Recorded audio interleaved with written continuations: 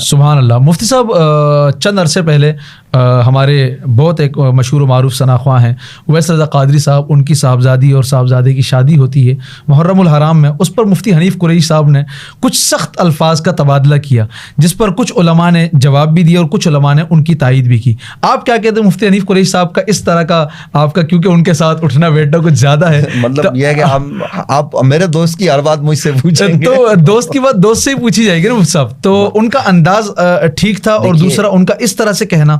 دیکھیے شادی جو ہے نا وہ کسی بھی دن کی جا سکتی ہے، ٹھیک ہے، وہ محرم میں یہ مسئلہ ہے، وہ سفر میں ہو، وہ ربیع الاول میں ہو، وہ رمضان میں ہو، وہ عید پہ ہو. ایون کہ اگر کسی آدمی کے گھر میں فوتگی ہو جائے، انتقال ہو جائے، تو ادھر اگر والد کا جنازہ رکھا ہوا ہے، ادھر اگر کوئی آدمی نکاح کرتا ہے تو نکاح تو سنت ہے.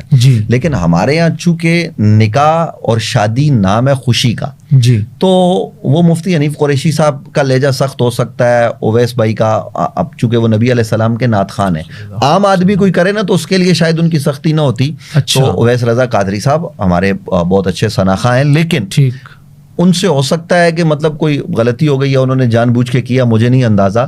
لیکن احتیاط یہی ہے کہ آپ ماہ محرم الحرام میں، یعنی آپ سوچیں یاسر صاحب سوروردی، آپ خود اندازہ لگائیں کہ 10 سال پہلے بھی نا میرے اور آپ کے گھر پہ اگر کوئی پتھر گرا ہو اور 10 آدمی ہمارے شہید ہو گئے ہوں، تو ہر سال ہمیں ان کی یاد آتی ہے. ایسا ہی ہے، ٹھیک ہے، تو ہم غمگین ہوتے ہیں. غم تازہ ہو جاتا ہے کہ اس دن میرے والد صاحب کا انتقال ہوا. نبی علیہ السلام کے نواسے کو امت نے ذبح کیا 6 ماہ کے علی اصغر پر، 18 سال کے کڑیل جوان کو شہید کیا گیا، کربلا میں انہیں گھسیٹا گیا. اب میں آپ سے یہ پوچھتا ہوں، نبی علیہ السلام کے گھر کی مقدس خواتین کے دوپٹے اتار دیے، انہیں بیڑیاں پہنا دی گئی، اور یہ پورا شام تک کا سفر ہے جو یزید لعین نے کروایا. تو اگر میں اس کا قائل نہیں ہوں کہ کوئی آدمی ماتم کرے، جو کرتے ہیں ہم ان کو برا نہیں کہتے، وہ ان کا اپنا انداز ہے.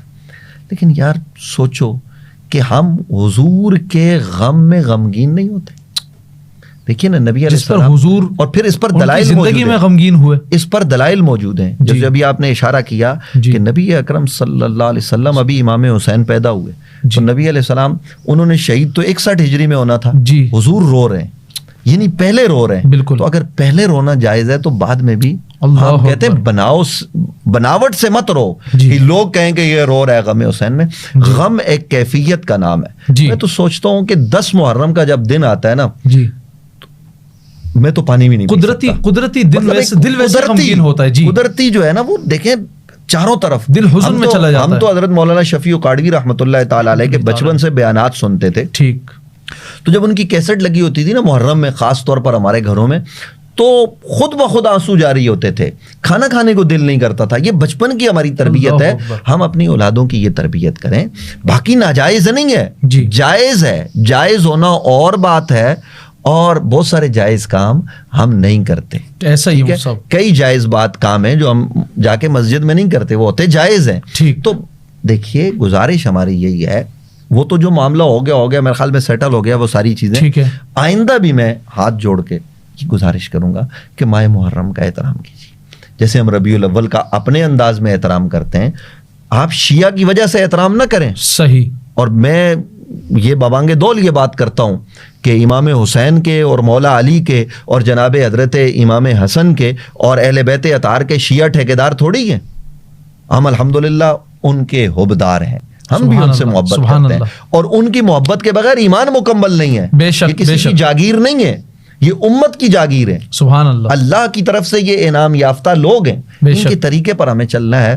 تو ان نفوس قدسیہ کے جب غم کے ایام ہو نا، تو ہم اس میں خوشی کا اظہار نہ کریں. بس یہ گزارش ہو سکتی ہے.